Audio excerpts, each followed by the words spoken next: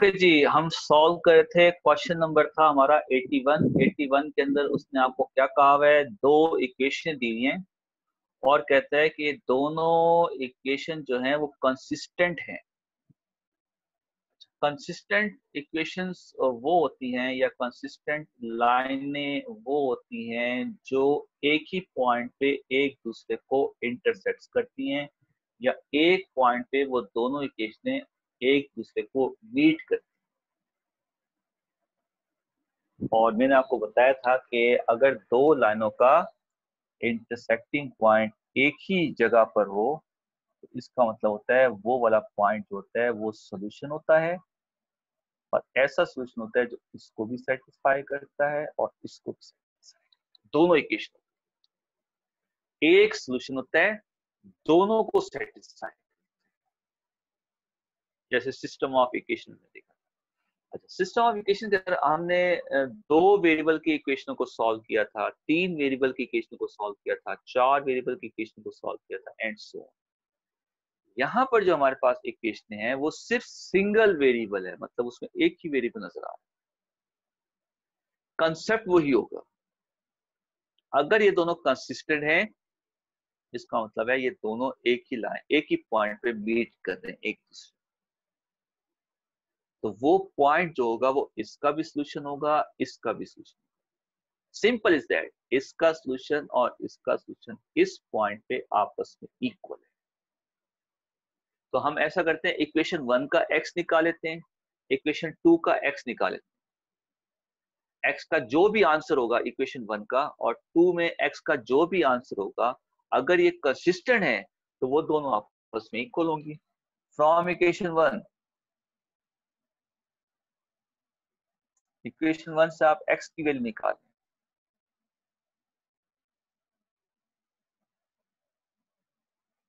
From equation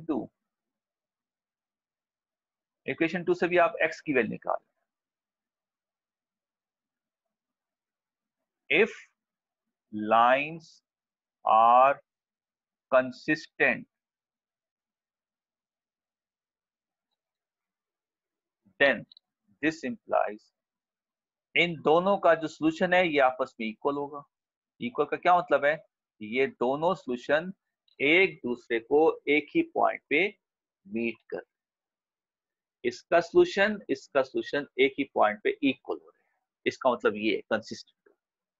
बस ये minus को बोथ साइड कैंसिल कर दें, क्रॉस मल्टीप्लाई कर रहे हैं, सी इधर आ जाएगा, ए इधर चला जाएगा। ऑप्शन में देख लें, BC equal to AD, BC is equal to AD, कहीं नहीं लिखा हुआ। तो ऐसा करें, अब आप एक तरफ जीरो ले आए, तो this implies AD minus BC equal to zero करके अब चेक करें, AD minus BC, AD plus BC तो है, और AD minus BC, AB minus CD भी लिखा हुआ है, और AD माइनस CB। अच्छा, ऑप्शन बी में हमारे पास QD लिखा हुआ है, तो ये ऑप्शन बी में हमारे पास QD is equal to CB।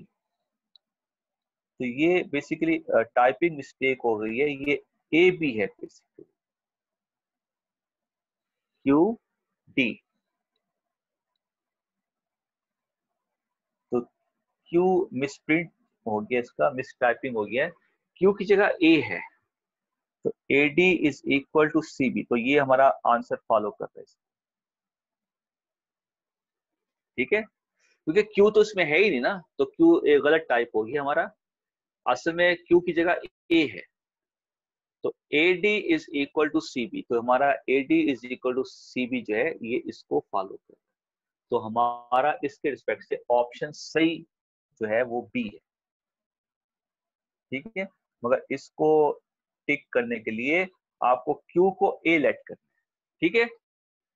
ये टाइपिंग मिस्टेक है हमारी, क्योंकि इक्वेशन में Q है ही नहीं, तो Q तो इसमें नहीं हो सकता ना, Q की जगह A है।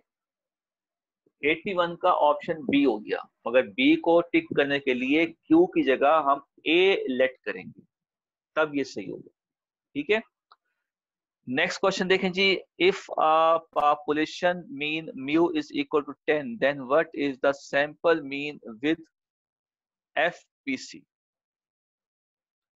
अगर पॉपुलेशन का मीन 10 है तो फिर सैंपल का मीन क्या होगा, फाइनाइट पॉपुलेशन करेक्शन में विद रिप्लेसमेंट की कंडीशन के साथ। तो विद हो या विदाउट हो, हमने पढ़ा हुआ है सैंपल डिस्ट्रीब्यूशन के अंदर, अगर हम विद रिप्लेसमेंट के साथ सैंपल ड्रॉ करते हैं या विदाउट रिप्लेसमेंट के साथ सैंपल ड्रॉ करते हैं, तो हमारे पास जो सैंपलिंग डिस्ट्रीब्यूशन का जो मीन होता है वो पॉपुलेशन के मीन के इक्वल होता है। तो हमारा ऑप्शन जो है वो ए हो गया। सैंपल का मीन और पॉपुलेशन का मीन हम इसको प्रूफ कर चुके हैं। सैंपल का मीन और पॉपुलेशन का मीन आपस में इक्वल होता है। बेशक आप सैंपल्स जो है वो जो ड्रॉ कर रहे हैं वो विद रिप्लेसमेंट के साथ करें या विदाउट के साथ करें, आपके पास सैंपल्स के मीन आपस में इक्वल होते हैं। ये आपका क्वेश्चन नंबर है 82। पॉपुलेशन का मीन और सैंपल का मीन आपस में इक्वल होते हैं। If mu is equal to 10 then x bar is equal to 10। तो हमारे पास ऑप्शन हो गया ए, अगर हम विद रिप्लेसमेंट की कंडीशन यूज करें। नेक्स्ट देखें जी, what is the sample mean without FPC. अब उसने इसी क्वेश्चन को विदाउट के साथ कह दिया। विदाउट में भी ये कंडीशन होती है, if mu is equal to 10 then x bar will also equal to 10। Without replacement में भी ऐसा होता है, ये हम प्रूफ कर चुके हैं इसको। तो हमारे पास ऑप्शन क्या आ गया, इसमें भी 10 ऑप्शन। 84 देखें जी, y आपको दिया हुआ है, x दिया हुआ है, dy बाई डी टी दिया हुआ है, x दिया हुआ है, t दिया हुआ है, dx by d T, t 0।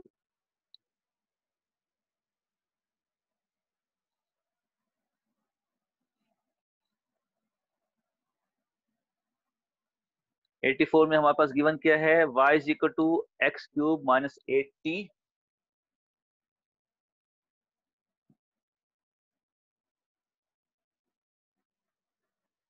Plus 7। ये y हमें दिया हुआ है। If x is equal to f of t and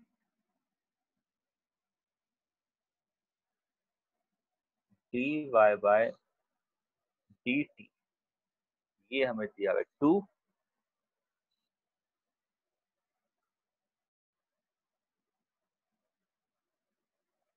and x is equal to दिया हुआ है 3 at t is equal to 0, then dx upon dt क्या होगा,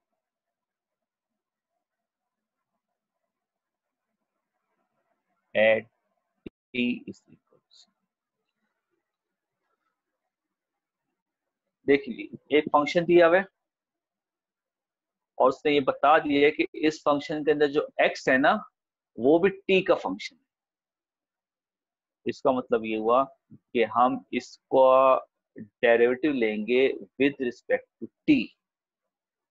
ठीक है, क्योंकि इसके अंदर जो t है उसका तो हम डेरिवेटिव ले लेंगे, क्योंकि इसके अंदर नया वेरिएबल x आ रहा है, वो t नहीं है, मगर उसने x के बारे में बता दिया कि वो भी t का फंक्शन है, तो हम इसका डिफरेंशिएट कर सकते हैं विद रिस्पेक्ट टू t। फिर dy बाई डी टू को हम टू पुट कर देंगे, x को 3 पुट कर देंगे, t को 0 पुट कर देंगे और इसकी वैल्यू कंप्यूट करेंगे। देखें कैसे। देखिए हमारे पास y गिवन है x cube minus 8t plus 7। तो dy बाई डी टी निकालें जरा। तो dy बाई डी टी का क्या मतलब हुआ, डी बाई डी टी को आपने दोनों तरफ अप्लाई कर दिया, दोनों तरफ डी बाई डी टी को इक्वेशन के दोनों तरफ अप्लाई कर दिया। लेफ्ट साइड पे जब आप डी अपॉन डी टी को अप्लाई करेंगे वो बन जाएगा d y by d t. जब राइट साइड पे अप्लाई करेंगे तो ये एज इट इज ब्रैकेट के अंदर जाएगा, इसके ऊपर आएगा, इसके ऊपर आएगा, इसके ऊपर आएगा। तो एक्स क्यूब का डेरिवेटिव क्या हो जाएगा, टी के रिस्पेक्ट से पावर को नीचे उतारेंगे, पावर में से 1 माइनस करेंगे और D x by d T. 8t का डेरिवेटिव क्या हो जाएगा, 8, 7 इज कांस्टेंट। ऐसे करते हैं ना, पावर को नीचे उतारते हैं, पावर में से 1 माइनस करते हैं और फिर विदाउट पावर मतलब x का डेरिवेटिव लेंगे विद रिस्पेक्ट टू t। ठीक है, इसको जीरो नहीं कहेंगे क्योंकि उसने कहा हुआ है कि जो फंक्शन x है वो t पे डिपेंड कर रहा है, मतलब x के अंदर t वेरिएबल है। तो इसका मतलब है ये जो x है इसको हम डिफरेंशिएट कर सकते हैं t के रिस्पेक्ट से। ये और बात है कि जनरल फॉर्म लिखी है हमने, इसको एज इट इज लिख दिया, मगर ये जीरो नहीं होगा, इसकी तो वैल्यू निकालनी है। ओके, अब आप d y by d t की वैल्यू पुट कर दें 2, ये 2 है आपका, इसके 2 है, x क्या है 3 है, D x upon d t की वैल्यू निकालनी है 8। t है नहीं, t अगर होता तो हम उसको 0 पुट करते क्योंकि इसका डेरिवेटिव खत्म हो गया ना, यहाँ पर 8 बच गया। अगर t सपोज यहाँ पे पड़ा होता तो हम उसको 0 पुट कर देते। ओके, ये 8 इधर आके ऐड हो जाएगा और 3 का स्क्वायर 9, 9 3 जा, ये 10 हो गया। तो D x upon d t की वैल्यू क्या आ गई, 10/। इसको आप देख लें ऑप्शन में क्या दिया हुआ है, 5/19, 10/27, ऑप्शन बी हो।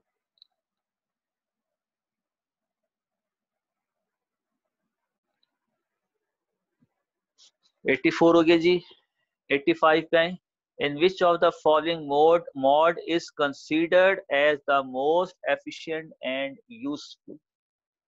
ये हमने अपने हैंडआउट के अंदर क्वेश्चन सॉल्व किया था और ये एज इट इज हैंडआउट का क्वेश्चन जो है वो पेपर में आया हुआ है। Each value is occurs only once, अगर डेटा के अंदर हर वैल्यू एक दफा लिखी हो तो हम उसका मॉड कंप्यूट नहीं कर सकते। ऑल वैल्यूज आर सिमिलर, हम उसका मॉड कंप्यूट नहीं कर सकते। All values are occurs 100 time, हम उसका मॉड कंप्यूट नहीं कर सकते। नन को टिक करें।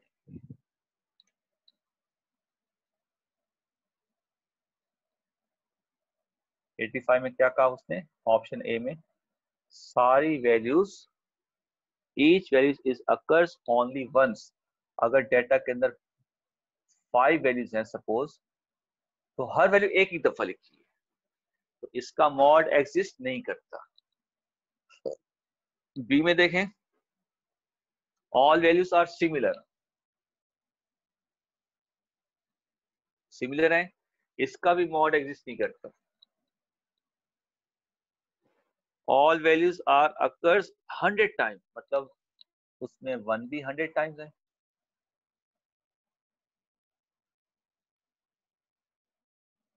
2 भी 100 टाइम्स है, इस तरह 3 4 5 ये सारे 100 टाइम्स लिखे हैं, सारे 100 टाइम्स। इसका भी मॉड एग्जिस्ट नहीं करेगा, जैसे मैंने कहा ना कि 1 1 2 2 3 3 4 4 5 5 ये दो दो दफा लिखी है, ये 100 टाइम लिखी है। इसका भी मॉड नहीं होता, इसका भी मॉड नहीं होगा, तो नन को टिक करेंगे। मतलब फॉलोइंग ऑप्शन में कोई ऐसा ऑप्शन नहीं है जहां पे हम कह सकें कि मॉड जो है वो सबसे एफिशिएंट यूजफुल मेथड है, इसमें तो मॉड एग्जिस्ट करता ही नहीं है, तो नन को टिक करेंगे। ये था हमारा क्वेश्चन नंबर 85। 86 देखें, in a first class of 100 student the mean marks is 30 and the mean marks of the second class is 60 which consist of 50 students, what is the combined mean of two class? Simple question है 86। ठीक है, 86 simple question है, combined mean निकालना है।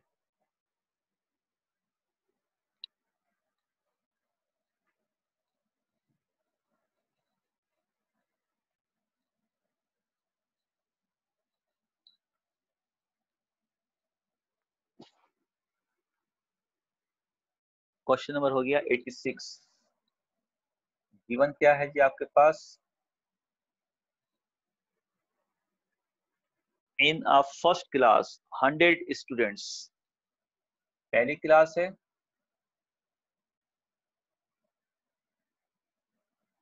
100 student है और उसका जो मीन मार्क्स है वो 30।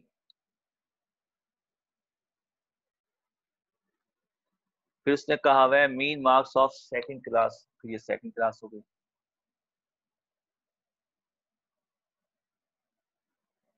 मीन मार्क्स इसका दिया हुआ है दैट इज सेकंड क्लास 60 और उसके अंदर कितने स्टूडेंट्स हैं? Which consist of 50 students. ये N1 हो गया, ये N2। ठीक है, कंबाइंड मीन निकालना है, ये अब आप खुद कर लेंगे। ठीक है, N1 x1 बार N2 x2 bar upon N1 plus, इसका ऑप्शन अब आप खुद देखिए। 87 देखें जी। Ali's father wishes to have a rupees 5 million in a bank account when his first college expenses begin. How much amount his father should deposit now at 6.5% compounded annually if Ali is start college in 9 years from now? ये हमारा question handout में से है और ये देखो ये as it is wording by wording जो है पेपर में आया। ये हमारे हैंडआउट का क्वेश्चन है जी। 87 में क्या कह रहे हैं?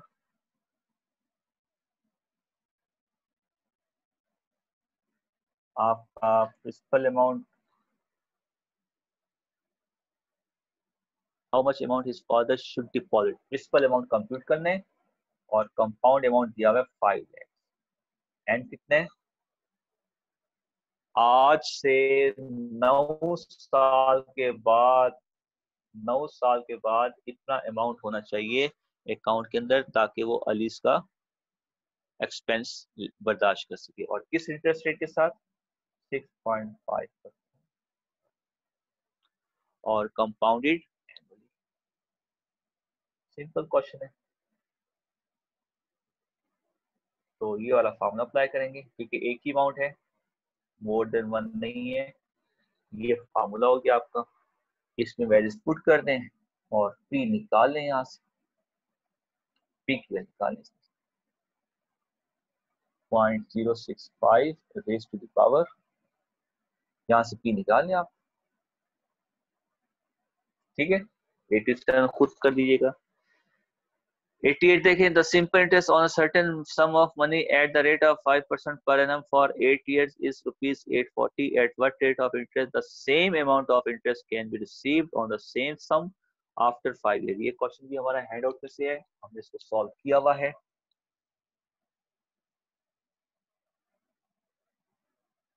गिवन दैट क्या होगा हमारे पास? Simple interest on a certain sum of money at the rate of 5% per annum for 8 years is 840. ये सिंपल इंटरेस्ट दिया, ये हमारा डेटा बन। सिंपल इंटरेस्ट है 840, प्रिंसिपल अमाउंट अननोन है, at the rate of 5% per annum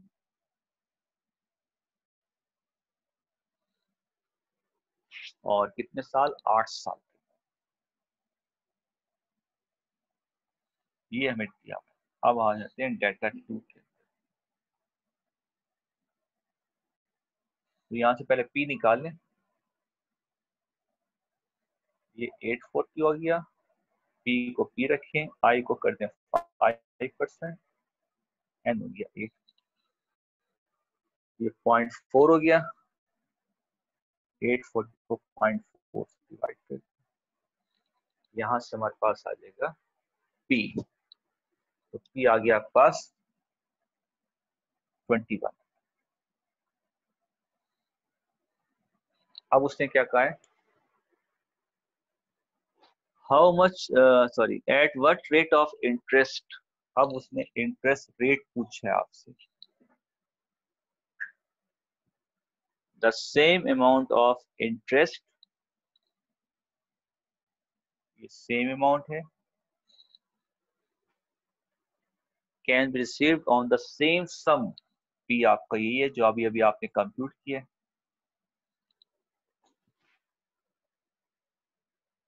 after 5 years and 5 years।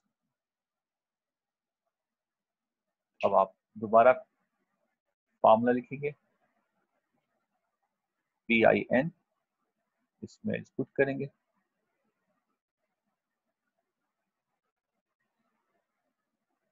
2100, I हो गया आपका, I कंप्यूट करने, N हो गया 5 और ये हो गया 840। बस यहाँ से आप I निकाल, 840 अपॉन 5 इंटू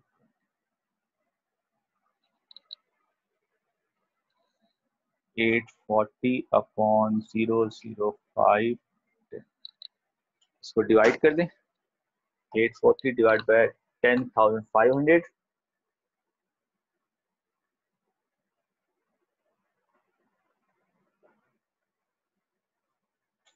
और इसको कर दें मल्टीप्लाई बाय 100 के साथ, परसेंटेज निकालने के लिए, ये आ रहा है 8%।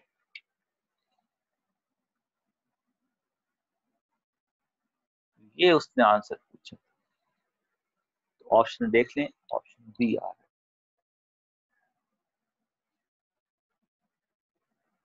तो ये क्वेश्चन हमने हैंडआउट में सॉल्व किया हुआ है, ये आप वहां से भी देख सकते हैं। 89 in a stratified sampling distribution the whole population is divided into two subgroup, ये जैसे हमने स्टूडेंट फीडबैक दिया है, तो ये क्वेश्चन दोबारा रिपीट हुआ है उसके पास ना, तो स्ट्रैटिफाइड के अंदर हम टू सब ग्रुप के अंदर उसको डिवाइड करते हैं, तो आपके पास 89 का आंसर जो है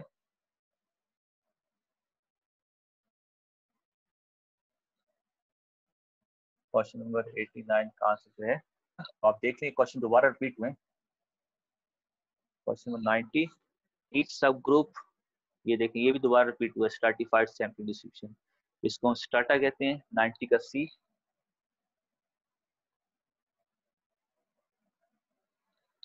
91 in which of the following sampling method the whole population is numbered 1 to n, ये भी देखें रिपीट हुआ है, सिस्टमैटिक सैंपलिंग, 91 का डी,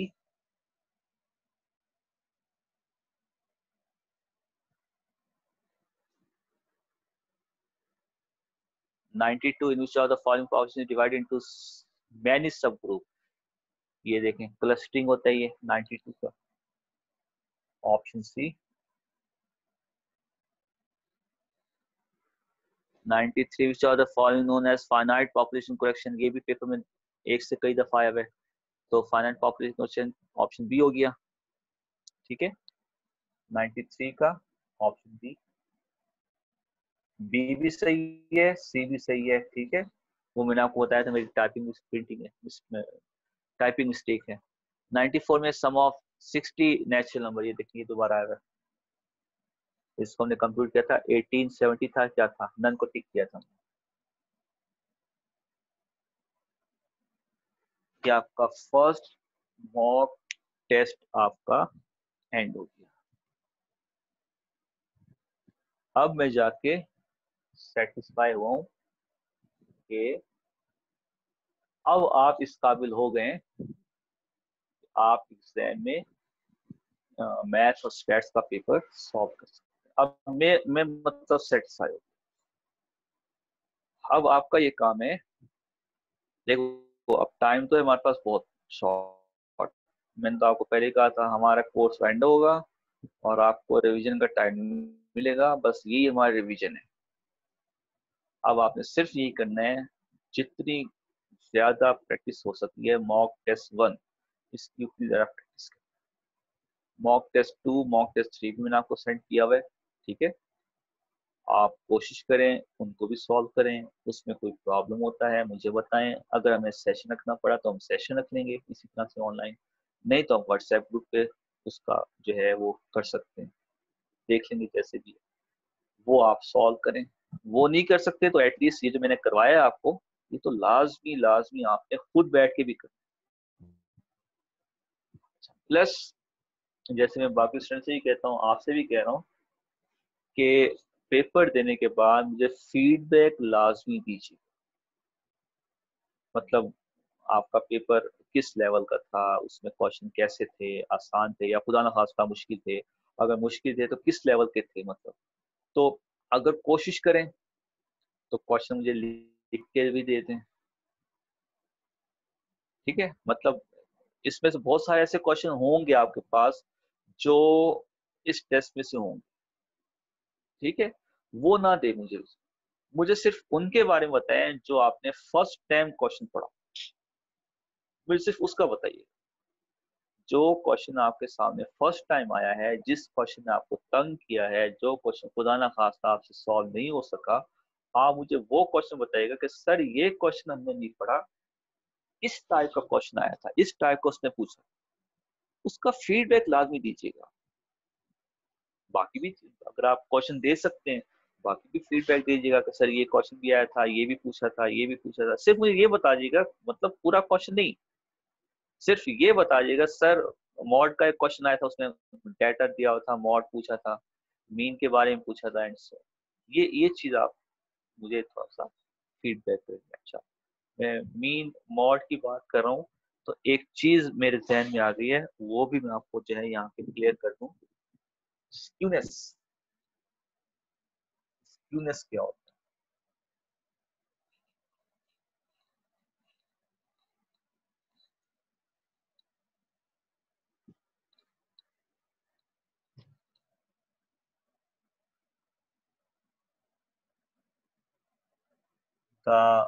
डिस्पर्जन, डिस्पर्जन क्या होता है? Variation of mean, median and mod, ठीक है। एक डेटा का मीन, मीडियन और मॉड,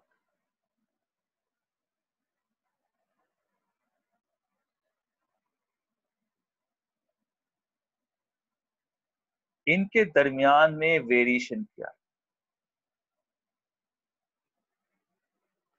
जब आप इनका वेरिएशन कंप्यूट करते हैं, उसको हम डिस्पर्जन भी कहते हैं, उसको हम स्क्यूनेस। जब आप मीन मीडियन मॉड के बीच में जो गैप आ रहा है, जब आप उसको कंप्यूट करते हैं, नो डाउट वो डिस्पर्जन कहलाता है।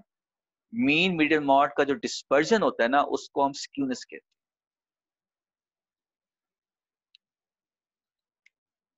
सिमेट्रिकल डेटा क्या होता है? सिमेट्रिकल डिस्ट्रीब्यूशन क्या होता है? जिसके अंदर आपके पास मीन, मीडियन, मॉड इक्वल हो जाते हैं, उसको हम सिमेट्रिकल, ये मैंने आपको बताया। मीडियन, मीन और मॉड जिसमें इक्वल हो जाए ना, उसको हम सिमेट्रिकल कहते हैं।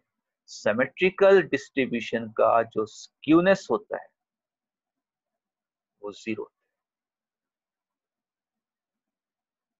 तीनों इक्वल है ना, तीनों में कोई गैप ही नहीं है, डिफरेंस ही नहीं है, जीरो, तीनों इक्वल है, इसका डिस्पर्जन भी जीरो होता है। जब कोई वेरिएशन हो ही नहीं रही, जब बीच में इनका कोई गैप ही नहीं है, सारे इक्वल हैं, तो डिस्पर्जन जीरो होगा, नो डाउट स्क्यूनेस भी जीरो, क्योंकि डिस्पर्जन को तो स्क्यूनेस कहा जाता है। हर डिस्पर्जन स्क्यूनेस नहीं होता, ये याद रखिएगा। डिस्पर्जन सिर्फ मीन मीडियन मॉड का जो होता है उसको स्क्यूनेस कहते हैं। मीन मीडियन मॉड का जो डिस्पर्जन होता है उसको स्क्यूनेस कहा जाता है। अच्छा, सिमेट्रिक का स्क्यूनेस जीरो होता है, और जो नॉन सिमेट्रिक होता है, नॉन सिमेट्रिक को हम स्क्यूड भी कहते हैं।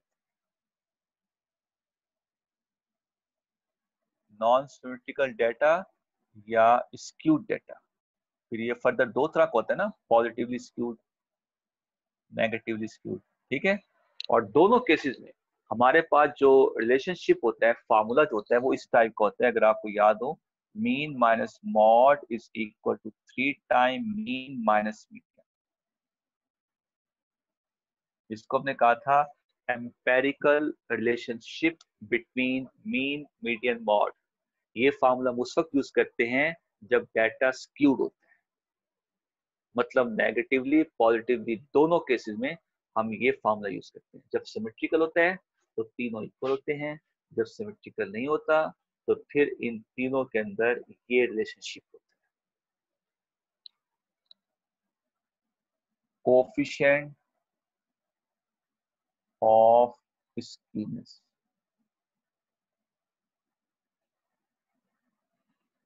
या सिंपल वो आपको स्क्यूनेस भी कह सकता है कि डाटा का स्क्यूनेस कंप्यूट करें।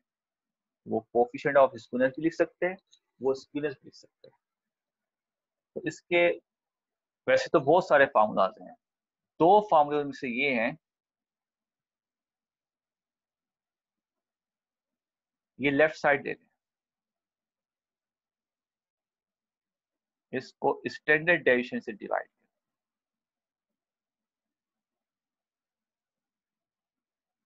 या राइट साइड दे लें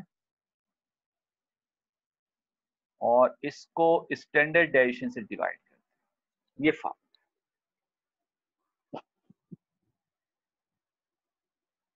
स्क्यूनेस का फार्मूला क्या है? ये जो एम्पेरिकल रिलेशनशिप है ना, ये अगर आपको याद है, आप बेशक इसकी लेफ्ट साइड ले लें या राइट साइड ले लें, दोनों साइडों को स्टैंडर्ड डेविएशन से डिवाइड करें। एक फार्मूला आपका ये कहलाता है स्क्यूनेस का, एक फार्मूला स्क्यूनेस का। अब डाटा के अंदर अगर मीन और मॉड दिया हुआ है तो ये फार्मूला यूज कर लें, मीन और मीडियन दिया हुआ है तो ये फार्मूला यूज कर लें। डाटा अगर सिमेट्रिकल है तो कंप्यूट करने की जरूरत नहीं है, जीरो, क्योंकि दोनों इक्वल होते हैं ना, तो दिस माइनस दिस जीरो हो जाएगा, ये पूरा आंसर जीरो हो जाएगा, उसको कंप्यूट करने की भी जरूरत नहीं है। सिमेट्रिकल डाटा के अंदर स्क्यूनेस जीरो होते हैं, नॉन सिमेट्रिकल के अंदर स्क्यूनेस को कैसे कंप्यूट करते हैं?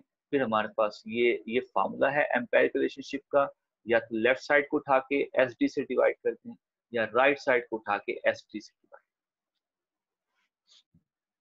ठीक है, ये कुछ स्टूडेंट ने मुझसे पूछा था, मैंने कहा था अच्छा मैं क्लास में बताऊंगा, तो आज अचानक मेरे जहन में आ गया कि स्क्यूनेस का एक पूछा था आपने फार्मूला, क्योंकि वो हैपन ऐसा हुआ है तकरीबन कि वो ना तो किसी हैंडआउट के अंदर हमारे पास कोई क्वेश्चन आया इसका, और ना ही ये मॉक टेस्ट के अंदर आया। हाँ, दूसरे मॉक टेस्ट के अंदर या तीसरे मॉक टेस्ट के अंदर हो सकते हैं स्क्यूनेस के क्वेश्चन, तो इसको देख लीजिएगा। ठीक है, इसका पहले स्क्रीनशॉट। सर ये क्वेश्चन था, जी जी सर ये जो हमने नॉर्मल डिस्ट्रीब्यूशन पढ़ी थी वहां पे आपने मोर देन और लेस देन का बताया था, तो अगर वहां पे मोर देन और इक्वल टू या लेस देन और इक्वल टू हो तो वो 0.5 प्लस और 0.5 माइनस करके उस तरह सोल्व कर लें। उस तरह कर लें, या मैंने कहा था अगर नहीं भी करेंगे ना तो ऑप्शन में आंसर में थोड़ा सा डिफरेंस होगा, आप नियरेस्ट को टिक कर दें। सर वो ऑप्शन काफी क्लोज दी हुई थी उन्होंने, तो फिर वो अगर 0.5 बहुत कर क्लोज है दिया। फिर आप कर लें इस तरह से। अगर less than equal to A है, less than equal to B है, इसमें से 0.5 को माइनस कर दें, इसमें 0.5 ऐड कर दें, आपके पास ये इक्वल टू खत्म हो जाएगा, इक्वल टू खत्म हो जाएगा। उसके बाद आप इसको सॉल्व करके इसकी प्रॉपर्टी निकाल दें। अच्छा, 0.5 को उस वक्त करना है, हाँ ये भी देखें, 0.5 को प्लस माइनस उस वक्त करना है जब आपके पास ए और बी में कोई डेसिमल नहीं होगा, नो डेसिमल। और अगर इसमें डेसिमल है और वो 1 डीपी है तो फिर आपने 0.05 को ऐड करना है, सब्ट्रैक्ट करना है। अगर वो 2 डेसिमल प्लेस है तो 0.005 को ऐड करना है, सब्ट्रैक्ट करना है। ये केस होगा आपका जैसे आपने फर्स्ट चैप्टर के अंदर इंट्रोडक्शन टू डेटा के अंदर जब क्लास बाउंड्रीज क्लास लिमिट को डिफाइन किया था, वहां पे मैंने कहा था कि अगर डेटा के अंदर डेसिमल नहीं है तो फिर हम 1 का गैप रखते हैं, एक क्लास से दूसरी क्लास में जाते हैं। और अगर डेटा के अंदर डेसिमल पॉइंट आ जाता है 1 डीपी 2 डीपी, तो एज इट इज 0.05 0.005 और 0.00005 उस तरह से हम लेके चलते हैं। सेम कंडीशन यहाँ पे, अगर ए और बी विदाउट डेसिमल है तो 0.5 ऐड होगा, 0.5 सेपरेट। अगर ए और बी में डेसिमल आ गया, जस्ट लाइक हमारे पास ये चीज आ गई है,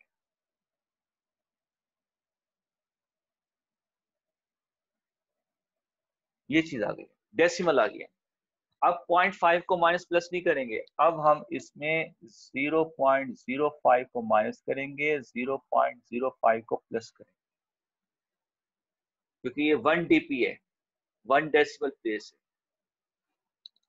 अगर हमारे पास क्वेश्चन में ऐसा लिखा हुआ आ गया जस्ट लाइक 1.53 2.54, अब ये 2 डीपी है, अब 0.005 को माइनस करेंगे, 0.005 को ऐड करेंगे, इसका इक्वल टू खत्म करने के। तो जितने डीपी का डेटा होगा उतने जीरो लिखने आपने। अगर 1 डीपी है तो 1 जीरो, 2 डीपी है तो 2 जीरो। अगर डीपी है ही नहीं, वो आपसे कहता है कि इसकी प्रोबेबिलिटी कंप्यूट करेंगे, x is greater than 2 less than 3 normal distribution के अंदर। तो फिर हम इस इक्वल टू साथ, फिर हम इसमें 0.5 माइनस करेंगे, 0.5 ऐड। ये रूल होता है इसको करने का, और ये आंसर पे इतना ज्यादा इफेक्ट नहीं करता। अगर आपके आंसर बहुत ज्यादा क्लोज हैं तो फिर कर, अगर आंसर में बहुत ज्यादा डिफरेंस है तो फिर जो नियरेस्ट आंसर है उसको टिक कर दिया करें, बस। ये काम करने की जरूरत ही नहीं है आपको। ओके जी, हमारा लिंक इंशाल्लाह रहेगा। हमारा जो है क्लासेस वाइंड अप हुई हैं, बट हमारा लिंक रहेगा, क्योंकि 28 से आपके एग्जाम हो रहे हैं, आप बिजी हो जाएंगे। और बीच में जब आपका मैथ्स का पेपर हो, उसके अंदर जो भी हमारे पास ऑफ डेज होंगे, आप बिल्कुल मुझसे रब्ता कर सकते हैं, मुझसे लिंक कर सकते हैं। अगर कोई हमें सेशन रखना पड़ा तो हम कोई टाइम देख के उसमें सेशन भी रख सकते हैं, बट आपने इनकी प्रैक्टिस लाजमी करनी है।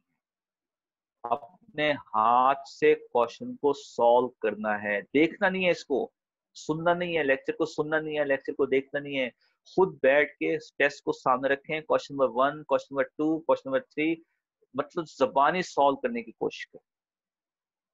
पहले एक दफा पूरा सोल्यूशन देख लें हर क्वेश्चन को, उसके बाद सोल्यूशन को एक साइड पे रख दें और मॉक टेस्ट 1 उठा के उसको खुद बैठ के सॉल्व। ठीक है, जब एक टेस्ट हो जाए तो फिर दूसरे की प्रैक्टिस करें, फिर तीसरे की प्रैक्टिस करें, और जहां पर कोई भी प्रॉब्लम हो आप मुझे बताएं। ठीक है, हमारा लिंक्स रहेगा, और प्लस फीडबैक लाजमी दीजिएगा जब आप पेपर दे के आए। मुझे फीडबैक लाजमी दीजिएगा, पेपर किस लेवल का था, बहुत आसान था, खुदा ना खास्ता मुश्किल था तो उसमें क्या चीजें ऐसी थी जो आपको मुश्किल लग रहा था, वो चीजें मुझे बतानी। क्वेश्चन किस टाइप के थे, क्वेश्चन में क्या पूछा गया था, जो जिसको जितना याद हो वो अपना फीडबैक दे देगा, ताकि आपके फीडबैक से हम एक और मॉक टेस्ट बना लेंगे जो आपके जूनियर्स के लिए काम आए। ठीक है,